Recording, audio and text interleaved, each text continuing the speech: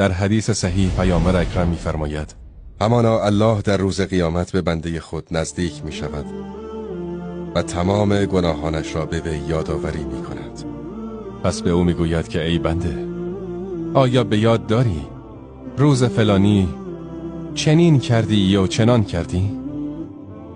پس میگوید آری ای پروردگار. یعنی آیا به یاد داری که در نماز صبح خواب بودی؟ آیا به یاد داری هنگامی که تنها در اتاق بودی و چیزهای حرام را در اینترنت روشن کردی؟ به یاد داری؟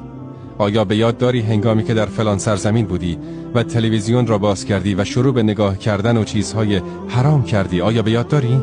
آیا به یاد داری هنگامی که به دروغ قسم خوردی؟ آیا به یاد داری که به دروغ حرف میزدی؟ آیا به یاد داری هنگامی که حقوق والدین را انجام دادی؟ آیا به یاد داری هنگامی که به والدین خود بخل ورزیدی با آنچه که نه بر تو تأثیری میگذارد و نه تو را فقیر میکند؟ آیا به یاد داری هنگامی که به فلانی حسادت کردی و غیبت کردی و گفتی این چنان و چنان است؟ بنده میگوید بله پروردگارم، به یاد دارم، بله به یاد دارم.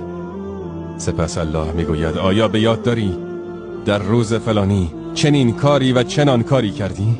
در روز بعدش هنگامی که معصیت دیگری انجام دادی در آن سرزمین و در آن ساعت و در آن مجلس و هنگامی که با فلانی نشستی، الله تعالی او را به یاد کوچکترین گناهانش می‌اندازد تا آنکه گمان کند که دیگر هلاک می‌شود و هیچ چیزی از او مخفی نمی‌ماند مگر اینکه جلوی رویش ذکر می‌شود تا اینکه گمان کند که دیگر هلاک می‌شود.